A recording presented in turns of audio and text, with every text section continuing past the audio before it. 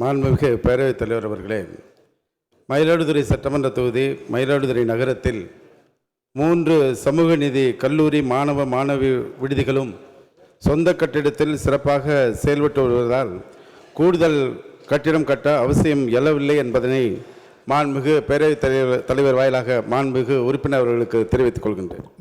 மாண்புமிகு பேரவைத் தலைவர் அவர்களே, கல்லூரி பள்ளி மாணவி விடுதிகளில் ஜாதி அடையாளங்கள் இருக்கக்கூடாது என்பதற்காகவும் ஏற்றத்தாழ்வுகள் இருக்கக்கூடாது என்பதற்காகவும் சமத்துவம் நிலவ வேண்டும் என்ற அடிப்படையில் சமூக நீதி காத்த சரித்திர நாயகர் மாண்புமிகு தமிழ்நாடு முதலமைச்சர் அவர்கள் கல்லூரி பள்ளி விடுதிகளை சமூக நீதி விடுதி என்று பெயர் மாற்றம் செய்து மாணவ செல்வங்களிடத்திலே தமிழக மக்களிடத்திலே மிகப்பெரிய வரவேற்பை பெற்றிருக்கிறது.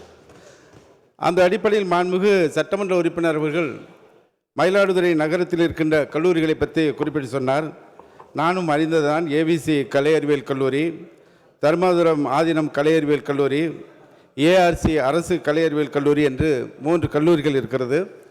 அந்த அடிப்படையில் 15,000 மாணவ மாணவிகள் பயின்று வருவதை நானும் அறிவேன்.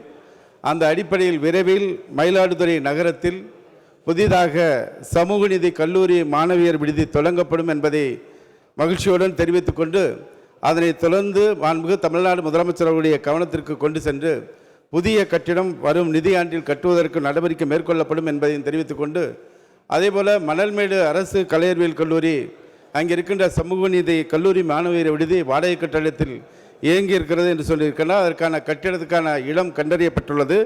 விரைவில் அதற்கான புதிய கட்டிடம் கட்டுவதற்கு பரிசீலிக்கப்படும் என்பதை தங்கள் வாயிலாக மாண்புமிகு உறுப்பினர் அவர்களுக்கு தெரிவித்துக் கொள்கின்றேன். மாண்புமிகு பேரவைத் தலைவர் அவர்களே, அவருடைய கோரிக்கை பரிசீலிக்கப்பட்டு வருகிறது என்பதையும் தெரிவித்துக் கொண்டு, கூடுதலாக அந்த மாவட்டத்தினுடைய பொறுப்பு அமைச்சர் என்ற முறையில் குத்தாலம் அரசு கலை அறிவியல் கல்லூரியிலும் இந்த ஆண்டு முதல் புதிதாக சமூக நீதி கல்லூரி மாணவியர் விடுதி தொடங்கப்படும் என்ற மகிழ்ச்சியான செய்தியும் தங்கள் வாயிலாக அவருக்கு தெரிவித்துக் கொள்கின்றேன்.